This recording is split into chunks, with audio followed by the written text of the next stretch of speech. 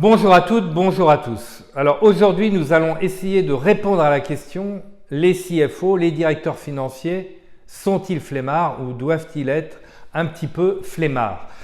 Rappelons un petit peu l'historique d'Objectif Cash. Chaque année, nous rencontrons entre 3 et 4 000 dirigeants d'entreprise.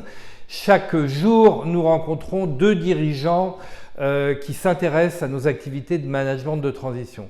Donc 3 à 4 000 rencontres de dirigeants par an, ça fait à ce jour 40 000 rencontres de dirigeants, dont à peu près 7 000 en entretien individuel qui viennent partager avec nous leurs projets professionnels pour la deuxième partie de vie professionnelle, comme on dit. Donc, on a rencontré à ce jour, en entretien individuel, à peu près 7 000 dirigeants, dont 2 tiers sont des CFO ou des directeurs financiers. Sur ce grand nombre de rencontres, 99,99% des directeurs financiers, on n'a jamais rencontré d'ailleurs de directeur financier qui ne nous ait pas dit je suis rigoureux et je suis travailleur. Ça n'est jamais arrivé qu'un directeur financier vienne nous voir en disant je ne suis pas travailleur ou je ne suis pas rigoureux. Alors, nous, chez Objectif Cash, on écoute les gens, mais si quelqu'un vient vous voir et vous dit « je suis rigoureux et je suis travailleur », est-ce que vous achetez sur étagère? Est-ce que vous n'allez pas questionner? Rigoureux, on doit pouvoir démontrer que l'on est rigoureux en citant des exemples de situations où on a fait preuve de rigueur, de contrôle des chiffres, de contrôle du travail des équipes, etc. Donc rigoureux, dire je suis rigoureux, ça doit pouvoir se démontrer. On ne doit pas être obligé d'acheter, je dirais, uniquement sur la bonne mine de la personne qui dit je suis rigoureux. Travailleur, beaucoup plus compliqué. Est-ce que le fait d'être travailleur pour un directeur financier, est-ce que c'est vraiment une qualité essentielle? Alors nous, chez Objectif Cash, évidemment, on ne va pas faire l'apologie de la paresse des directeurs financiers ou des dirigeants.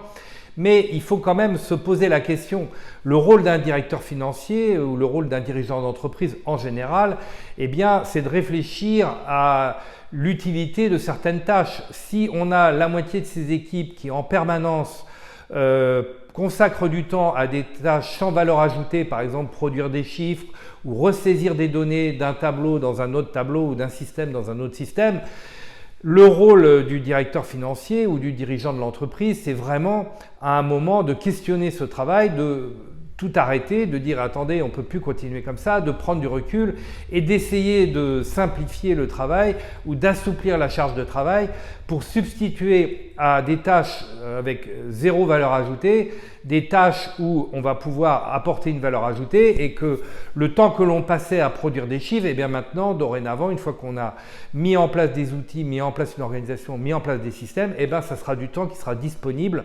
pour mieux analyser les chiffres ou passer plus de temps avec les opérations, les équipes opérationnelles pour les challenger sur leurs chiffres. Donc, en résumé, bien évidemment, un directeur financier, un dirigeant d'entreprise doit être rigoureux. Travailleur, il faut qu'on définisse ce dont on parle parce que si le sujet c'est de bourriner à longueur d'année dans des tâches à zéro valeur ajoutée, on a beau être travailleur, mais c'est inutile. Le rôle d'un dirigeant d'entreprise, c'est régulièrement de prendre du recul par rapport à ce qui est produit, ce qui est fait, et faire preuve de temps en temps de paresse pour alléger la charge et substituer à un travail quantitatif un travail qualitatif. Donc en résumé, un directeur financier doit être rigoureux, c'est sûr, il doit donner le là.